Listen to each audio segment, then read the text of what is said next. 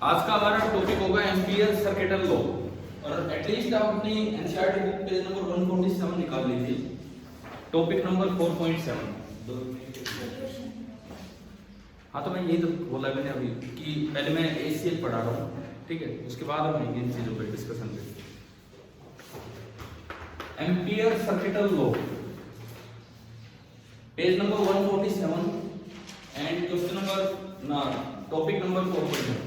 पिछली क्लास जो मॉर्निंग में हुई है, मुझे लगता है उसमें हमने केवल और केवल क्वेश्चंस लिए थे, है ना, केवल कि अलग अलग कॉम्बिनेशन, स्ट्रेट सेगमेंट और सर्कुलर सेगमेंट के अलग अलग कॉम्बिनेशन, कि कैसे उनसे नेट भी निकाला जाता है।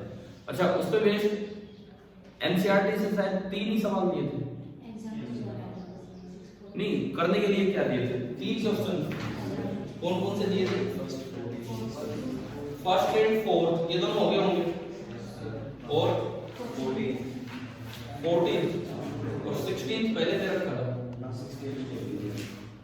चलो ठीक है, अभी आते हैं उस डिस्कशन पे, लेकिन पहले हम अपना एसीएल स्टार्ट करते हैं। एक बड़ा अच्छा टॉपिक है, ध्यान से समझते हैं, और लाइन टू लाइन क्या मतलब निकलेगा उस पर भी है। देखो, ये तो रिवीजन क्लास चल रही है, तो एसीएल ध्यान है आपको क्या था? एम्पियर सर्किट लॉ, ये गॉस लॉ का इक्विवेलेंट है या कूलम्ब्स लॉ का? गॉस लॉ का। जैसा इलेक्ट्रोस्टैटिक में कूलम्ब्स लॉ है, वैसा है इधर बायो-सेवर्ट लॉ, और जैसा उधर गॉस लॉ है, वैसा इधर क्या है? Ampere circuital law. ठीक है, एम्पियर सर्किटल लॉ में एक सरफेस है या केवल एक बाउंड्री? सरफेस, ओपन सरफेस की क्लोज सरफेस? क्लोज तो गॉसियन लॉ में थी उधर, जब इलेक्ट्रोस्टैटिक्स में हम गॉस लॉ लगाते थे। इलेक्ट्रोस्टैटिक्स में जब गॉस लॉ लगाते थे तो एक क्लोज सरफेस हुआ करती थी, लेकिन मैग्नेटोस्टैटिक्स में इसलिए बोल रहा हूं, ये केवल स्टेडी करंट के लिए वैलिड होते हैं, जो करंट टाइम के साथ फ्लक्चुएट ना करे उनके लिए लॉ है। मैग्नेटोस्टैटिक्स में अगर आप एसीएल लगाते हैं, एम्पियर सर्किटल लॉ, आदित्य बताओ यार, कैसी सरफेस की जरूरत है या केवल बस लाइन की जरूरत है? सरफेस कैसी, क्लोज या ओपन? ओपन सरफेस, मटका टाइप सरफेस, कोई मटका है और उसमें एक बाउंड्री, क्लियर है? इस तरह की, जैसे मान लो ये कोई एक सरफेस है, सपोज ये कोई एक सरफेस है, और इसकी ये बाहर एक बाउंड्री है, ये पूरी एक सरफेस है, समझ लो, और इसकी ये बाहर बस एक बाउंड्री है, ये बाउंड्री है। अब इसमें से कोई करंट पास हो रहा होगा, ये सरफेस में से निकलेगा, सपोज ये करंट गया I1, मैं कहता हूं एक और करंट वो इधर आ रहा है I2, इस तरह से मैंने 2 करंट लिखा है, जनरल फॉर्म में आपको बता दूं क्या है ये।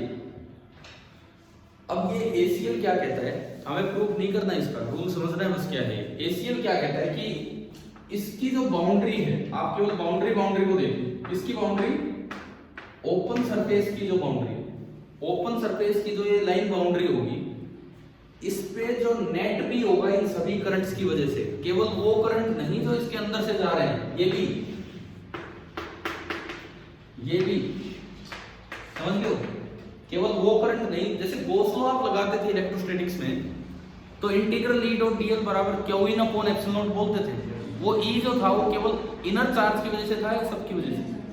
नहीं, सभी की वजह से था। मैं ये तो कह रहा हूं, ई किसकी वजह से था? फ्लक्स में नेट ई आता है, और वो ई सबकी वजह से था, बाहर वालों का भी और अंदर वालों का भी। लेकिन गॉस ने एक ऐसा तरीका ढूंढा कि वो केवल डिपेंड किस पे करता है? अंदर वालों पे। गॉस ने एक ऐसा तरीका ढूंढा कि वो केवल और केवल डिपेंड कर रहा होता है अंदर वाले चार्जेस। समझ आ रहा है ये? ठीक है, तो यहां पे जो नेट भी होगा, इस बाउंड्री पे जो नेट भी होगा, उसका फ्लक्स नहीं, उसका सर्कुलेशन। अब फ्लक्स और सर्कुलेशन में क्या फर्क है? फ्लक्स होता है सरफेस इंटीग्रल और सर्कुलेशन होता है लाइन इंटीग्रल। फ्लक्स होता है सरफेस इंटीग्रल और सर्कुलेशन होता है लाइन इंटीग्रल। मैंने इस पे यहां कोई भी बी बनाया, सपोज मुझे नहीं पता बी किधर है, कहीं भी हो सकता है, किसी भी डायरेक्शन में, इस जगह बी इधर है। अब डीएल के भी 2 ऑप्शन है, टेंजेंशियल होगा डीएल इस बाउंड्री के, या तो ऊपर हो सकता है या नीचे, वो डिपेंड करता है कि आप कौन सी डायरेक्शन दे रहे हैं। सपोज मैंने ये डायरेक्शन दे दी, आप रैंडमली चूज कर सकते हैं, मैंने ये डायरेक्शन ले ली, तो यहां जो डीएल होगा, यहां जो डीएल होगा वो ऐसे बनेगा।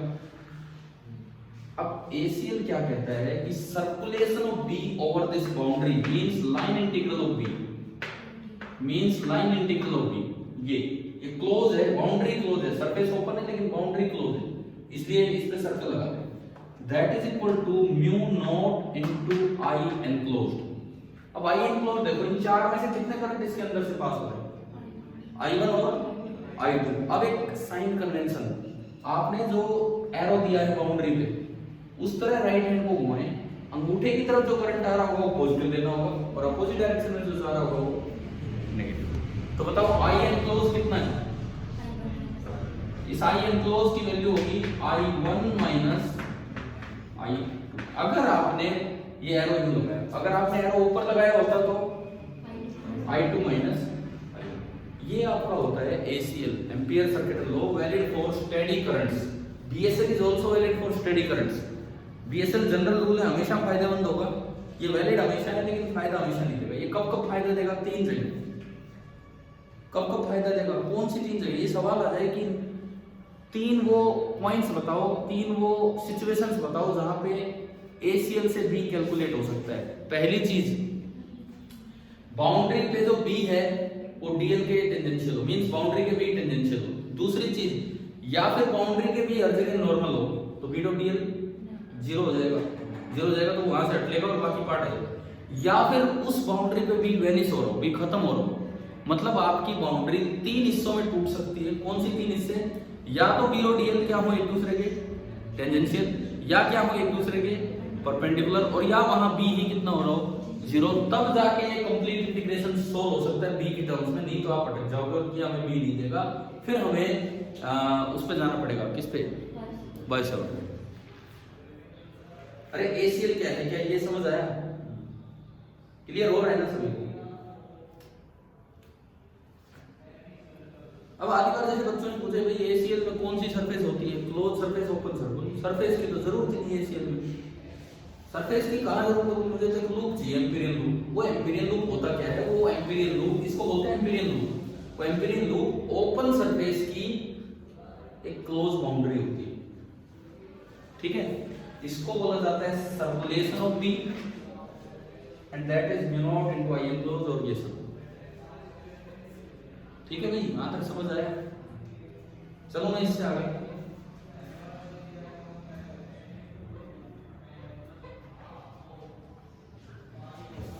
एक बार ये देखो, अगले पेज पे 3 कंडीशंस दे रखी है, कहां यूजफुल है? पेज नंबर 148 पे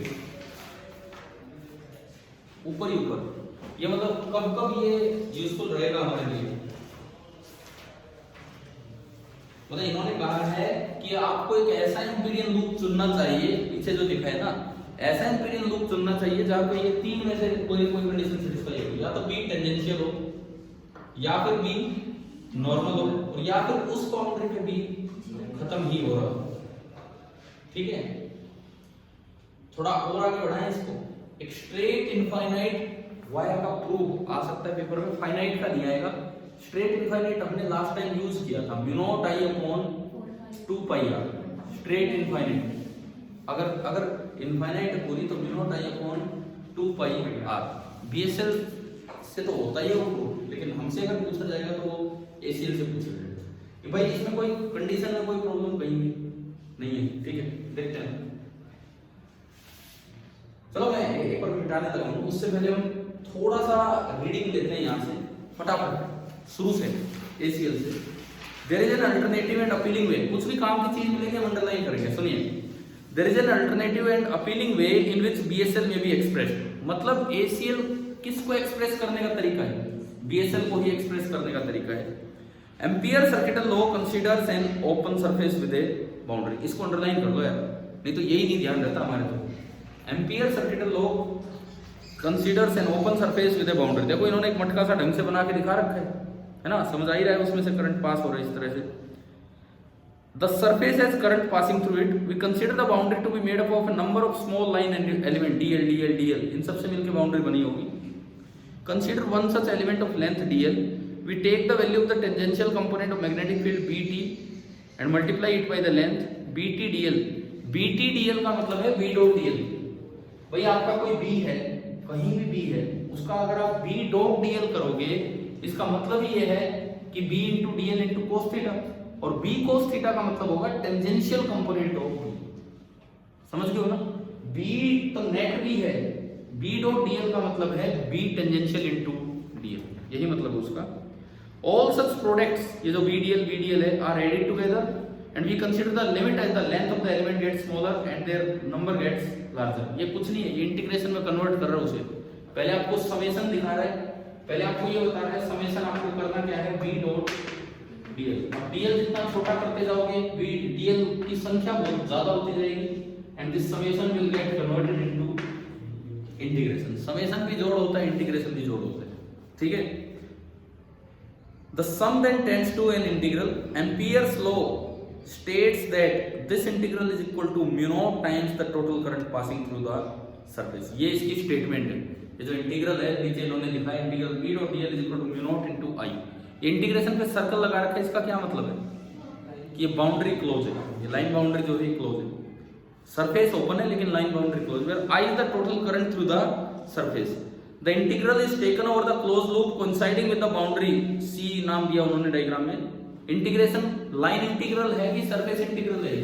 लाइन इंटीग्रल। तो इस C बाउंड्री पे ये करना होता है। The relation above involves a sign convention। ये साइन कन्वेंशन ये था जो मैंने अभी बताया, जिस तरह आपने इसको एरो दिया उस तरह राइट हैंड को घुमा के देख लो, जो करंट इसके अंदर से उधर पास हो रहा है वो पॉजिटिव और दूसरा नेगेटिव। तो इसमें देखते हैं क्या लिखता है। Let the fingers of the right hand be curled in the sense the boundary is traversed in the loop। आपने बाउंड्री पे कैसे ट्रैवर्सिंग की है, कैसे आप घूमे बाउंड्री पे, मतलब आपने एरो कैसे लगाया, DL DL कैसे लिए है, तो उस तरह आप राइट हैंड को घुमाइए। Then the direction of thumb gives the direction in which the current is taken as positive, ठीक है। For several applications much simplified version prove sufficient. अब इन्होंने वो तीन कंडीशन बताई है, एम्पिरिकल लूप कैसे चूज करना चाहिए, लूप मतलब बाउंड्री, समझ में आ गया ये यार ये भी तो सवाल आ सकता है बोर्ड में, ये भी आ सकता है कि एम्पिरिकल लूप चूज करते समय कौन सी तीन कंडीशंस का हमें ध्यान रखना चाहिए, ठीक है। नाउ लेट लेंथ L में the length of the part जहां पे B टेंजेंशियल है। मान लो इन तीनों में से बाउंड्री के तीन हिस्से कर दिए, बाउंड्री के उसने तीन हिस्से कर दिए, 1 2 और ये कोई तीसरा पार्ट है। ये कह रहे हैं L उस पार्ट का लेंथ है जहां पे B और DL एक दूसरे के टेंजेंशियल है, L1 मान लो। L2 उस पार्ट है जहां पे B और DL परपेंडिकुलर है, और L3 वो पार्ट है जहां पे B ही 0 है। तो इंटीग्रल B डॉट DL ना तो इस L3 में बचेगा क्योंकि वहां तो B ही 0 है, ना इस L2 में बचेगा क्योंकि वहां पे cos 90 0, ओनली किस में बचेगा L1। और अगर B एक नॉन जीरो कांस्टेंट है, ऊपर पहली कंडीशन में लिखा है B एक नॉन जीरो कांस्टेंट है, B का मैग्नीट्यूड दे रखा है फर्स्ट कंडीशन में नॉन जीरो कांस्टेंट, तो उस इंटीग्रेशन से B into DL into cos 0 क्योंकि टेंजेंशियल है, और B बाहर आ जाएगा तो B into integral DL and integral DL is the total part of the length. इसको उन्होंने BL बोला है, समझ आ गया नहीं क्या है। तो ये कह रहे हैं एक सिंपलीफाई हो जाता है B इंटू L बराबर mu not into I enclose. When there is a system with symmetry such as a straight infinite current carrying wire। अब ये आ सकता है पक्का, मतलब पूरे चांसेस है कि आए इसमें कोई सवाल बन के आ जाए, मतलब इन्हीं के साथ रिलेट करके। तो हम एक बार देख लेते हैं कि स्ट्रेट इनफाइनाइट वायर का BSL से हमें नहीं निकालना, ACL से कैसे निकालते हैं।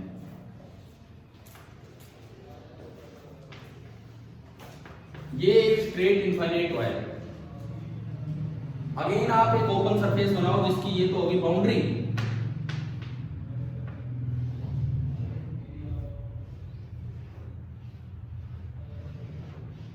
हमें बन गए ओपन सरफेस। हमें बहुत ही प्रॉपरली बताना चाहिए कि ये हमारी ओपन सरफेस है और ये उसकी क्लोज्ड बाउंड्री है C, जिसको हमने C नाम दिया था क्लोज्ड। अब मान लो ये करंट ऐसे जा रहा है, सपोज ये करंट ऐसे जा रहा है, आसपास और कोई करंट ही नहीं है, बस हमें तो इसका ही निकालना है, और इसकी वजह से मुझे कितनी दूर निकालना है, R दूरी पे। तो आपने जब गॉस-लॉ की एप्लीकेशंस पढ़ी तो बताया जाता है कि गॉसियन सरफेस वहां से पास हो जहां फील्ड निकालना है, तो एम्पिरियन लूप वहां से पास हो जहां आपको फील्ड निकालना है, एम्पिरियन लूप वहां से पास हो जहां आपको फील्ड निकालना है, ठीक है। तो मैंने माना कि एम्पिरियन लूप मेरा यहां से पास हो रहा है, समझ आ गए? अब आपका जो ACL है वो कहता है integral B dot DL is equal to mu not into I enclose. यह है आपका फॉर्मूला। सबसे पहले तो मैं इसकी बात करूं, इसके लिए मुझे डायरेक्शन देनी पड़ेगी DL को। कैसे दें? देखो अगर मैं U देता हूं तो I इन पॉजिटिव हो जाएगा क्योंकि ये करंट किधर माना है ऊपर, और U मानोगे तो I फिर नेगेटिव लेना पड़ेगा। तो इससे अच्छा है अगर एक ही करंट जा रहा तो आप उसको पॉजिटिव बनाने के लिए कर लिया करो, गलत दूसरे में भी नहीं होगा, परंतु Q माइनस का फालतू में इफेक्ट डाला। तो आपने डायरेक्शन ऑफ ट्रैवर्सिंग दे दी, समझ आया? ये B की डायरेक्शन नहीं दिखाई है, this is the direction of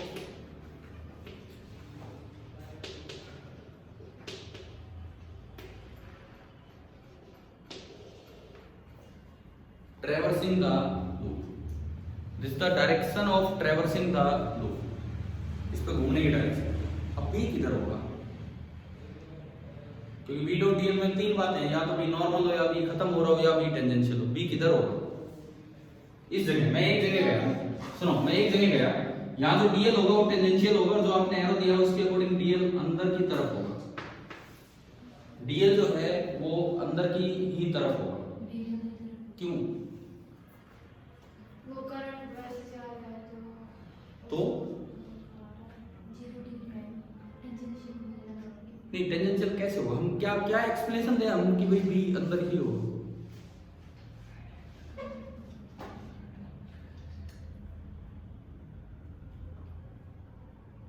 देखो सुनो, इधर सुनो, B ऊपर या नीचे हो नहीं सकता, कारण जितनी वायर ऊपर है उतनी वायर नीचे। तो ऐसा तो हो नहीं सकता कि B ऊपर और नीचे हो। भाई हमने पढ़ा है, BSL से पढ़ा है हमने कि dB का फॉर्मूला होता है mu nought upon 4 pi ideal cross R।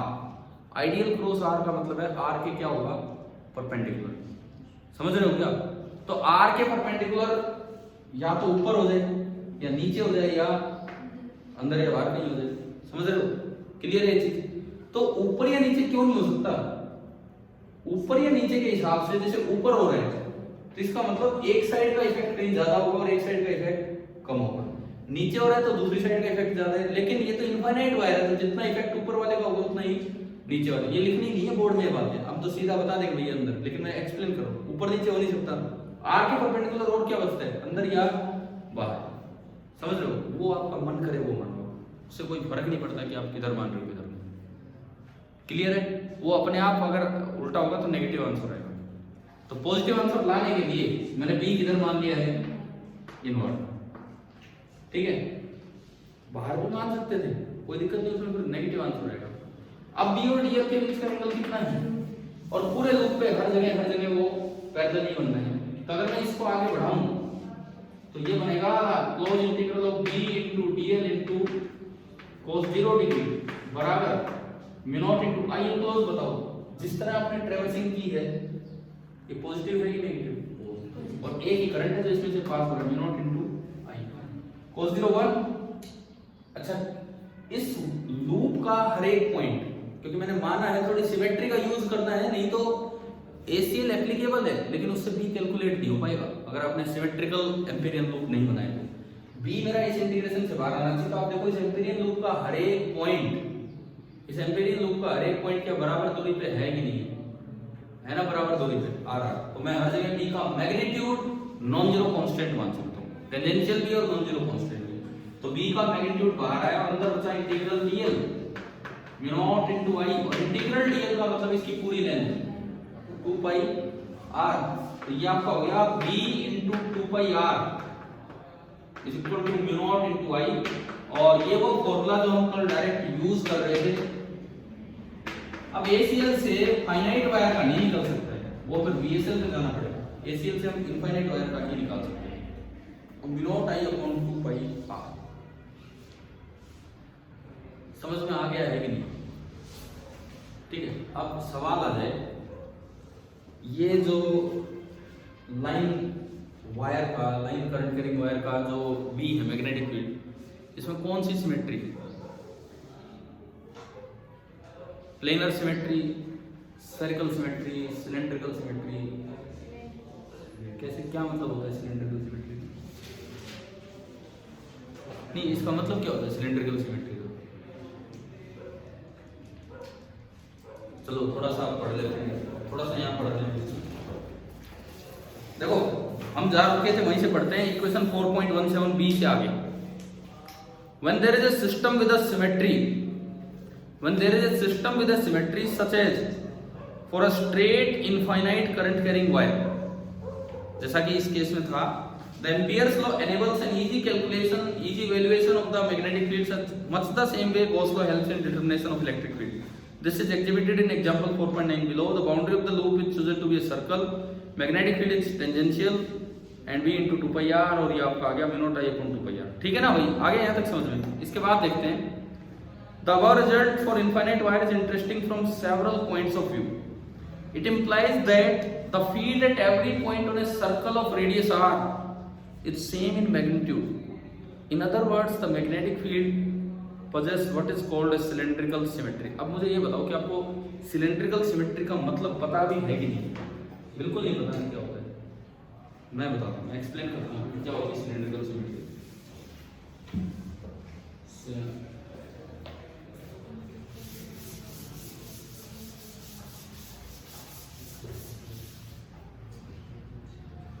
देखो सपोज ये x एक्सिस बाहर, y एक्सिस बोर्ड के प्लेन में, z एक्सिस, ये स्पेस में कोई पॉइंट है। अब यहां थोड़ी दिखाऊंगा मैं, तो यही दिखाऊंगा, यहां पे ही है ना, बाहर की तरफ एक पॉइंट है। अक्सर हम कार्टेशियन सिस्टम में इसके कोऑर्डिनेट्स क्या लिखते थे? x y z। हमें पता है उसका मतलब कि भाई x में x चलो, फिर y के पैरेलल चलो, फिर z में चलो। इन्हीं को लिखने का एक और भी तरीका होता है, यहां तक पहुंचने का एक और तरीका है। क्या तरीका है? सबसे पहले x एक्सिस के साथ किसी फाई एंगल पे आप कुछ दूरी चले जाओ, जिसको हम r से रिप्रेजेंट करें। देखो सुनो एक मिनट, मैं यहां समझाता हूं आपको। इधर कहीं ओरिजिन है, इधर कहीं ओरिजिन, उधर मान लेते हैं जिस तरह का सिस्टम, उधर ओरिजिन है। बाहर की तरफ कौन सा एक्सिस? x एक्सिस, इधर y और ऊपर z। और ये जहां ये कैमरा फोन जो लगा हुआ है, ये मुझे यहां पहुंचना है। एक तरीका तो है, पहले कुछ x में मैं चल के गया, फिर कुछ मैं y में चल के गया, और फिर गलत चला गया। पहले x में चले, फिर y में, और z में। y इधर है, पहले x में चले, फिर y में नीचे चल के, और फिर z में ऊपर आके पहुंच गए हैं। दूसरा तरीका, z में चलूंगा लास्ट में, z में लास्ट में चल लूंगा, लेकिन x और y अलग अलग चलने के बजाय मैं यूं आ जाऊं टेढ़ा। समझ रहे हो? x और y अलग अलग चलने के बजाय मैं बिल्कुल z से, जहां ये पॉइंट है ना, यहां से इस प्लेन पे, जहां ये पॉइंट है वहां से इस प्लेन पे आप क्या डाल दो? एक परपेंडिकुलर। कौन से प्लेन पे? xy प्लेन पे। अगर मैं xy z से जाता तब भी मुझे z जाना था, अब भी मुझे कितना जाना है? z ही जाना है। ये दूरी तो मेरी कितनी है? z। लेकिन x और y को मैंने ब्रेक कर दिया r और फाई। कुछ भी तो नहीं किया मैंने। अरे r cos फाई आपका x हो गया, और r sin फाई y हो गया, और z तो z है। तो इसी जगह की कोऑर्डिनेट मैं ऐसे भी बता सकता हूं, फाई r z। ये तो आपके थे कार्टेशियन कोऑर्डिनेट्स, और इनको क्या बोला जाता है? Cylindrical coordinates. समझ रहे हो? ये सिलेंड्रिकल कोऑर्डिनेट्स हैं। फाई एंगल, इसको s से भी रिप्रेजेंट करते हैं, कई बार s से भी कर देते हैं, मैं तो r से बोल रहा हूं इसे। फाई r और z क्लियर है यहां तक? अब मान लो एक current carrying wire along z axis है। सपोज मैं आपको सिलेंड्रिकल सिमेट्री का मतलब क्लियर करूं। अलोंग z एक्सिस, सपोज एक करंट कैरिंग वायर है अलोंग z एक्सिस, और मुझे इस जगह उसका फील्ड निकालना है। इस जगह इसका फील्ड केवल और केवल r पे डिपेंड करेगा, ना तो फाई पे डिपेंड करेगा और ना ही z पे। भाई देखो, मैं अगर यहाँ फील्ड लिखना चाहूँ इसकी वजह से, तो मुझे यहाँ से इसकी परपेंडिकुलर डिस्टेंस देखनी पड़ेगी। बाहर है पॉइंट, इसके प्लेन में नहीं है। पहुंचाता हूं यहां तक। ये z एक्सिस है, अगर मैं यहां फील्ड देखना चाहूं तो मुझे केवल और केवल एक काम करना है, मुझे यहां से स्क्वायर से क्या निकालना पड़ेगा, इसकी परपेंडिकुलर डिस्टेंस। ठीक है, अगर ये डिस्टेंस r है तो ये भी कितनी होगी, r होगा। अब r दूरी पे जितने भी पॉइंट है, ये ले लो चाहे ये ले लो चाहे ये ले लो, उन सब के लिए z अलग अलग है। r और फाई मैंने सेम कर दिया, r और फाई सेम कर दिया, z अलग अलग है। अब चाहे आप साइड में घूम जाओ, r दूरी पे आप साइड में घूम जाओ, उनके लिए तो आप फाई भी चेंज कर रहे हो। आप साइड में घूम गए, सपोज आपने एक सर्कल बना दिया यहां, अगर आप इस सर्कल पे घूम रहे हो तो आप r और z चेंज नहीं कर रहे हो, आप क्या चेंज कर रहे हो, फाई। समझ आ रहा है क्या? अगर आप इस सर्कल पे घूम रहे हो तो आप r और z चेंज नहीं कर रहे हो, ओनली क्या चेंज कर रहे हो, फाई। अगर आप थोड़ा नीचे सर्कल बनाते हो तो आप दो चीजें चेंज कर गए, सर्कल में घूमते हो तो क्या चेंज हो रहा है, फाई, और हाइट चेंज कर दी तो क्या चेंज कर दी, z। लेकिन r आपने क्या रखा है, कांस्टेंट। आप थोड़ा और नीचे सर्कल बनाओ, क्या सारे सर्कल समझ में आते जा रहे हैं? इन सभी सर्कल में केवल और केवल एक सिलेंड्रिकल कोऑर्डिनेट फिक्स है, कौन, ढंग से बताना, r। ना तो z फिक्स है, कोई पॉइंट ऊपर है, ये देखो एक सिलेंडर नजर आ रहा है आपको, इस सिलेंडर पे कोई पॉइंट ऊपर है, कोई पॉइंट नीचे है, यानी कि z अलग अलग है। इस सिलेंडर पे कोई पॉइंट इधर है, कोई पॉइंट इधर है, कोई पॉइंट इधर है, तो ये क्या चेंज हो रहा है, फाई। लेकिन सबके लिए एक कोऑर्डिनेट कॉमन है, क्या, r। समझ आ गया? सभी के लिए केवल और केवल r चीज सेम। जब तक r सेम रहेगा, क्या b चेंज हो रहा है? हर जगह b का मैग्नीट्यूड कितना है, μ0I/2πr। तो इन तीन में से b is an explicit function of r only. Explicit function मतलब independent of phi and z। तो सिलेंड्रिकल कोऑर्डिनेट्स में जाके अगर मैं बात करूं तो तीन में से केवल एक ही कोऑर्डिनेट पे b डिपेंड कर रहा है, तो इस सिमेट्री को हम क्या नाम देते हैं, सिलेंड्रिकल। ये मत सोचना यार ये सिलेंडर बन गया इसलिए, ये तो दिखने में, इसीलिए तो इसको सिलेंड्रिकल सिमेट्री बोल दिया, दिखने में ऐसा लग रहा है, लेकिन ये होती है आपकी सिलेंड्रिकल सिमेट्री। क्या समझ आ गया कि नहीं? अच्छा, क्या x, y और z में कोई एक कोऑर्डिनेट फिक्स रहा है इस पूरे सिलेंडर पे?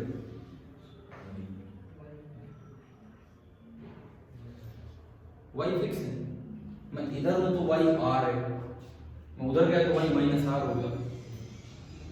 क्या y फिक्स है? अगर मैं यहां आया, सुनो, अगर मैं बाहर आया तो y 0 हो गया, क्या y फिक्स है क्या?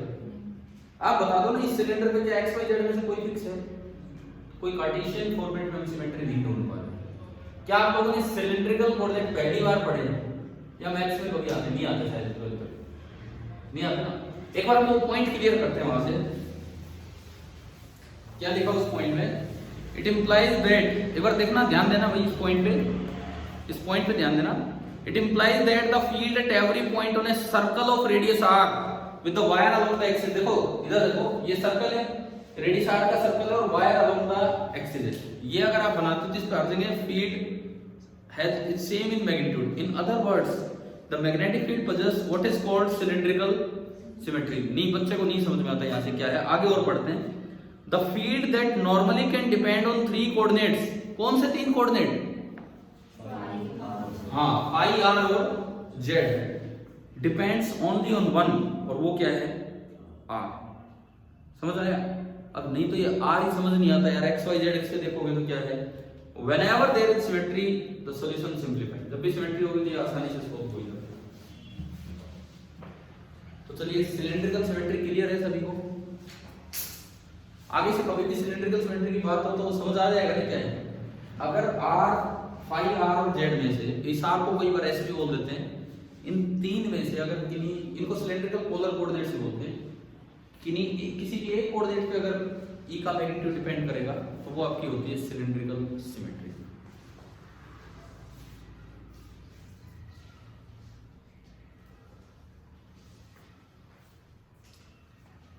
अच्छा, ये बताओ, ये कितने बच्चों को आज पहली बार ये पता लगा है कि स्ट्रेट वायर के फील्ड में सिलेंड्रिकल सिमेट्री होती है? तो स्टेट बताओ ईमानदारी से, पहली बार। क्या आपको स्ट्रेट वायर का फील्ड पता था, μ0I/2πr होता है?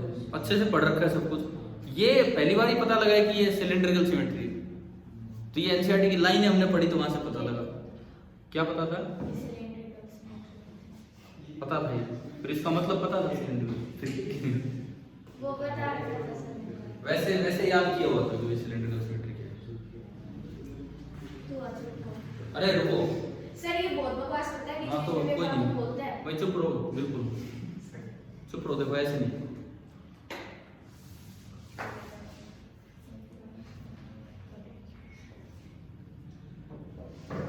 अच्छा, अब जब एक पॉइंट में इतना कुछ मिला है तो क्यों ना हम इसके बाकी पॉइंट और पढ़ के देखते हैं। 4 पॉइंट दे रखे हैं इन्होंने, तो क्या पता कुछ और मिल जाए। Second point, the field direction at any point on this circle is tangential to it. ये जो सर्कल आप बनाएंगे इस पर हर जगह फील्ड की डायरेक्शन टेंजेंशियल है, ये हमने देखा था अभी। Thus the lines of constant magnitude of magnetic field form concentric circles। अब ये दूसरी चीज पे चला गया।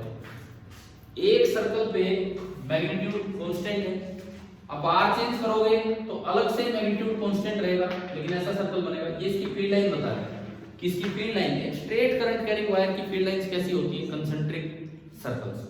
और एक लाइन पे आर फिक्स है तो हर जगह बी का मैग्नीट्यूड सेम होगा, अगली लाइन पे थोड़ा चेंज हो जाएगा, ठीक है। These lines called magnetic field lines form closed loops। ये जो magnetic field lines है ये closed loop बनाती है। This is unlike the electrostatic field lines which originate from positive charge and end at negative charge। उनमें तो loop बनते ही नहीं। Electrostatic field line positive charge से स्टार्ट होता है और नेगेटिव पे खत्म होता है, ठीक है। The expression for magnetic field of a straight wire provides a theoretical justification to Ost experiment। भाई इन्होंने क्या एक्सपेरिमेंट किए थे?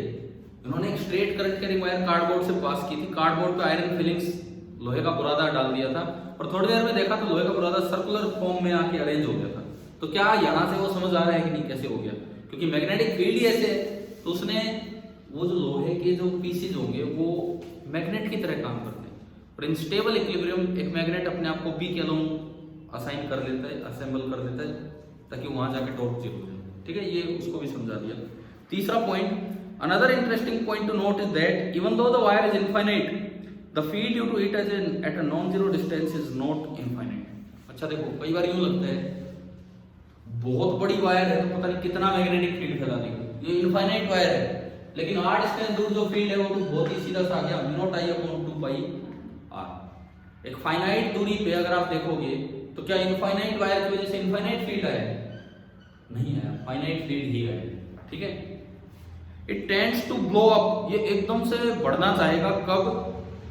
Only when we come very close to the wire। अगर हम वायर के बहुत पास आ जाएं, अगर हम वायर के बहुत पास आ जाएं तो ये एकदम से इंक्रीज करेगा, ठीक है। The field is directly proportional to the current and inversely proportional to the distance from the current source। तो फॉर्मूले में दिख रहा है mu not I upon 2 pi r, आई के डायरेक्टली r के इनवर्सली, और अगर आप r को बहुत कम कर दो तो b बहुत ही ज्यादा होगा। ये बात इसमें हम समझाइए। ये तो आसान पॉइंट्स हैं। आसान का मतलब है हमारे लिए, आपके लिए नए पॉइंट्स नहीं थे। दूसरे में फील्ड लाइन बना दी, वो भी हमें आता है। अब आते हैं फोर्थ पॉइंट पे।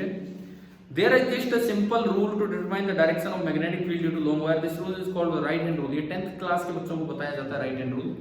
Grasp the wire in your right hand with your extended thumb pointing in the direction of current. Your fingers will curve around the direction of magnetic field. जैसे ये करंट है तो अब करंट की तरफ wire को यूं पकड़ लो कि अंगूठा यूं है।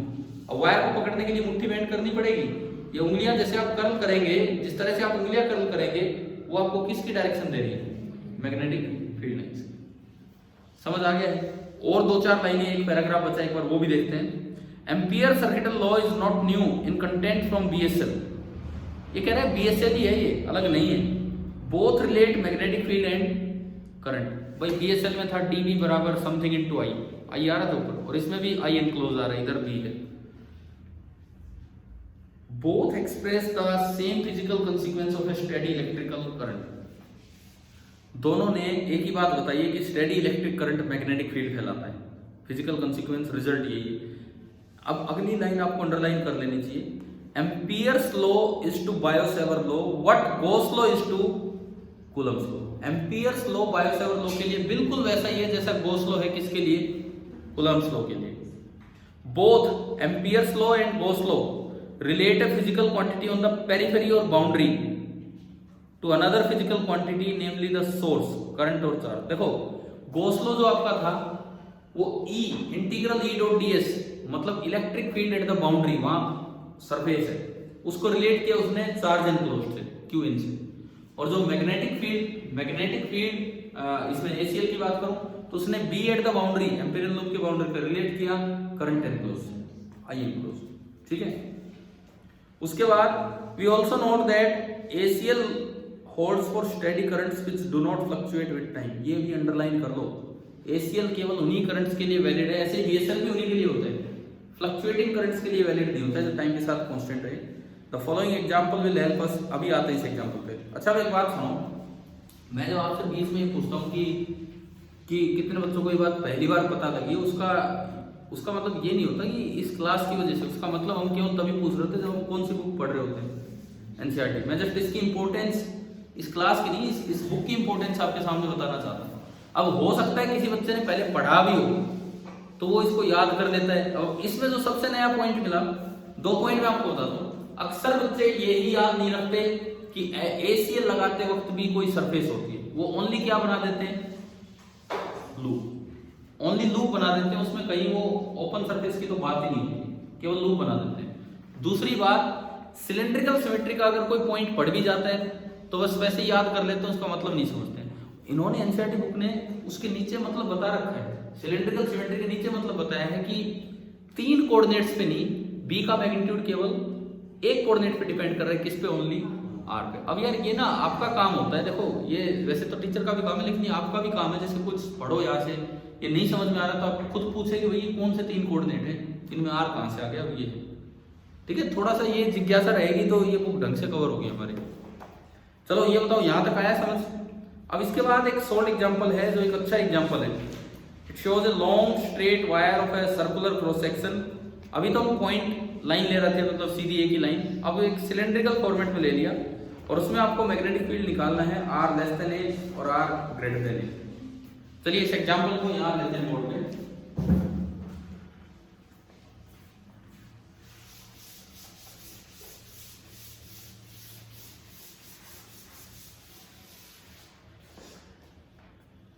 देखो एक cylindrical infinite long current carrying wire है जिसमें कोई स्किन इफेक्ट नहीं है, मतलब पूरे में करंट यूनिफॉर्मली बटा हुआ। स्किन इफेक्ट का मतलब कभी वर्ड यूज किया है क्या, स्किन इफेक्ट, कि बाहर ज्यादा करंट होगी इसमें कम। हाँ मुझे याद है शायद करंट इलेक्ट्रिसिटी में भी हमने यूज किया था, J करंट डेंसिटी वाले पॉइंट पे। तो यहाँ यूनिफॉर्म बंटवारा है और पूरे में करंट जा रहा है, एंड जो करंट जा रहा है वो कितना जा रहा है, I। जो भी करंट यहाँ से जाने लग रहा है दैट इज I, ठीक है।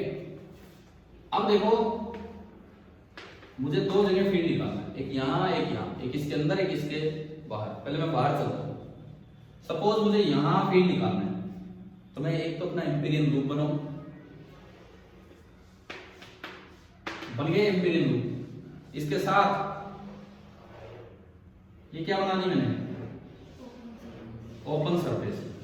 एक्चुअली प्रॉपर वे तो यही होता है दिखाने का, अब आप दिखाओ ना दिखाओ वो एक अलग बात है, क्योंकि काम ओनली क्या आता है, लूप आता है। उसकी direction of traversing the loop, तो करंट ऊपर जा रहा है तो म्यू घूम ले तो ज्यादा अच्छा रहेगा, ठीक है। तो ये मैंने direction of traversing the loop board exam में आया तो ये एरो पे भी मार्क करके आओ कि भाई ये क्या दिखाया है, direction of traversing the loop, ये ओपन सरफेस, ये उसकी क्लोज बाउंड्री, C नाम दो या कुछ भी नाम दो, ठीक है। उसके बाद अब हम घूमेंगे इसमें, सपोज ये पॉइंट है कितनी दूर, लूप मेरा वहीं से पास होना चाहिए जहां मुझे फील्ड निकालना है। B आप टेंजेंशियल मान लो अपने आप, तरीका वही है, उससे देख लो कैसे भी देख लो, जो भी लॉजिक लगाओ। B टेंजेंशियल अंदर की तरफ, DL जो होगा DL वो लूप के एरो के अकॉर्डिंग इधर होगा, तो B और DL फिर दोबारा टेंजेंशियल हो गए, तो इसका integration B into 2 pi r यहाँ हो गया बराबर mu not into I enclose और I इनक्लोज पॉजिटिव, पूरा करंट इसके अंदर से जा रहा है, आई गए तो आसानी से, तो बाहर आप निकालोगे तो B कितना आ जाएगा, कर दोगे ना ये तो एक बार बताओ, ये समझ आ गया, ये तो सेम है। अंदर थोड़ा अलग होगा, जब आप अंदर जाएंगे, चाहे तो दूसरा डायग्राम बनाना चाहिए। अंदर जाएंगे तो आर इस बार थोड़ा दो डायग्राम में करके आना चाहिए अगर ये एग्जाम में आता है। यहां होगा मेरा एम्पीरियल लूप यहां से पास हो,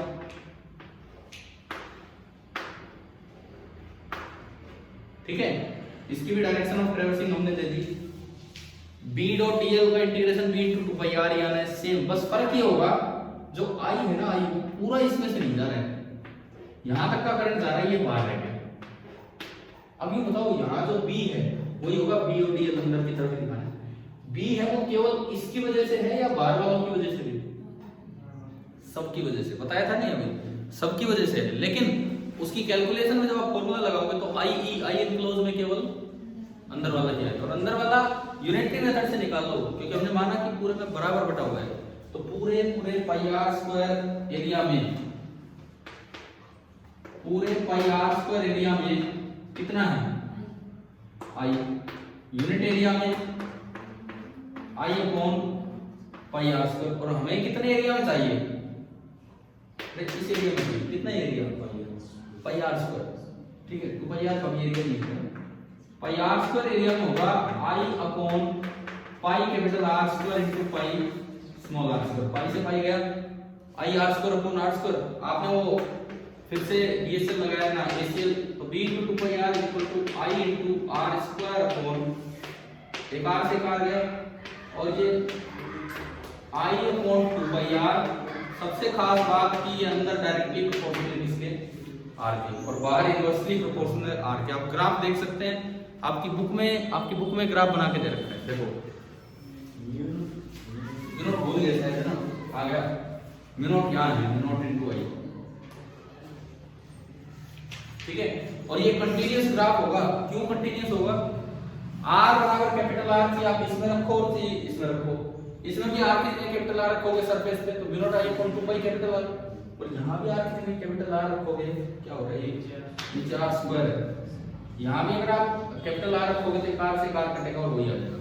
तो आपकी ग्राफ की शेप जो बननी है वो यही बननी है, बुक में दे भी रखी होगी वी आर के साथ, बाउंड्री तक तो स्ट्रेट, एंड उसके बाद ये कर्व भी फॉर्म में जाएगा इनवर्सली। ये आपका है एग्जांपल 4.8। इसके बाद जस्ट 2-4 लाइनें हो रहा है, मोर पढ़ते हैं, सोलनॉइड टोरॉइड पे आज नहीं जा रहे, कल देखेंगे। It should be noted that while ACL holds for any loop, it may not always facilitate an evaluation of magnetic field in every case। ACL लग तो हर जगह जाएगा किसी भी लूप के लिए, एम्पीरियल लूप के लिए, लेकिन वो कामयाब तभी होगा जब B उस इंटीग्रेशन से बाहर आए, नहीं तो आप B कैलकुलेट नहीं कर पाओगे। For example, for the case of circular loop discussed in section 4.6, हमने सर्कुलर लूप का निकाला था, वो पिछली क्लास में डेराइव भी किया था BSL से। It can not be applied to extract the simple expression, centre वाला भी नहीं आ रहा है, B equal to mu naught I upon 2R for the field at the centre of the loop. However there exist a large number of situation of high symmetry where the law can be conveniently applied. अब ये बात याद रखना, आपसे पूछा जाए क्या circular loop के सेंटर का फील्ड ACL से निकल सकता है, यही बात पूछ ली जाए और आप लगे रहो ट्राई कर दें, क्या निकल सकता है? इसने बताया हमें नहीं निकल पाएगा, वहां ऐसी कोई सिमेट्री बन ही नहीं पाएगी। तो ये ध्यान रखना इस चीज का। We shall use it in the next section to calculate the magnetic field produced by two commonly used and very useful magnetic system, जिसमें एक को बोलते हैं सोलेनॉइड एंड दूसरे को बोलते हैं टोरॉइड। सोलेनॉइड और टोरॉइड ये वाला पार्ट हम कर लेंगे। पहले आप ये बताओ क्या ACL समझ आ गया? ACL और दूसरी बात जो आपने सीखी सिलिंड्रिकल सिमेट्री, दो बातें तो एटलीस्ट सीखी, ठीक है। इस कल के हमारे दो टॉपिक रहेंगे, सोलेनॉइड एंड टोरॉइड। हटाए तो नहीं है ना इनमें से कोई टॉपिक, इस चैप्टर में से और क्या हटा है? साइक्लोटोरॉइड, ठीक है, सोलेनॉइड, टोरॉइड। फिर उसके बाद force between two parallel current carrying wire, ये भी एक अच्छा टॉपिक है, बहुत अच्छा टॉपिक है, मतलब पेपर के हिसाब से, बोर्ड के हिसाब से। टॉर्क अगले 2 दिनों में यहाँ तक हो जाए, चलो कोई नहीं, अभी तो गैलोमीटर आएगा, टाइम लगेगा थोड़ा। अब आप इन पे आओ जो क्वेश्चंस आपको दिए थे। सबसे पहले क्वेश्चन नंबर 1 और 2, इनमें कोई डाउट नहीं है। पहले पेज पे जो दे रखे हैं इनमें किसी में भी कोई डाउट? 169 पेज पे नहीं है। अगले पेज पे बताओ 14 हो गया कि डाउट है? हो गया। हो गया। और कौन सा बचा है फिर? 16 हेल्महोल्ट्ज कॉइल। देखिए, for a circular coil of radius r and n turns carrying a current I, the magnitude of magnetic field at a point on the axis at a distance x, ये तो हमने prove किया था, B बराबर mu naught n I r square upon 2 times, है ना, r square plus x square power 3/2, ये तो इन्होंने वो रिजल्ट दिया। Show that this reduces to the familiar result for field at the centre, mu naught n I by 2r हो जाएगा centre वाला, x की जगह क्या रख दें? 0। लेकिन इससे अगला जो है हेल्महोल्ट्ज कॉइल, वो एक इंपॉर्टेंट पार्ट है। Consider two parallel coaxial circular coils of equal radius r and number of turns n carrying equal current in the same direction separated by a distance r, distance भी r है, radius भी r है। show that the field on the axis around the midpoint between the coils is uniform over a distance that is small as compared to r। एक छोटी सी दूरी आप मानते हैं तो उसमें ये लगभग r से उस डिस्टेंस से इंडिपेंडेंट हो गए फील्ड, और वो b लगभग कितना होता है? 0.72 mu naught n I by r। और इस अरेंजमेंट को क्या नाम दिया जाता है? Helmholtz coil. Uniform magnetic field फैलाने का ये तरीका होता है हेल्महोल्ट्ज कॉइल। पहले मैं एक बार डायग्राम बनाऊं जस्ट कि क्या है, जस्ट इसकी शुरुआत तो करें कि किस तरह का क्या अरेंजमेंट है।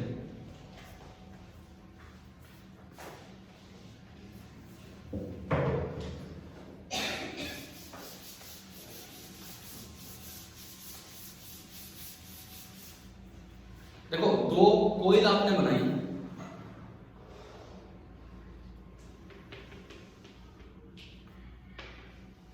दोनों के बीच का सेपरेशन भी उतना ही लेना है जितना कि उनके बीच का, जितना कि उनका रेडियस। ये रेडियस r, ये रेडियस भी r, और इवन ये सेपरेशन भी कितना है? r। अब ये दोनों नंबर ऑफ टर्न्स n है और सेम करंट सेम डायरेक्शन में जा रहा है। इसमें भी n नंबर ऑफ टर्न्स है, इसमें भी n नंबर ऑफ टर्न्स है।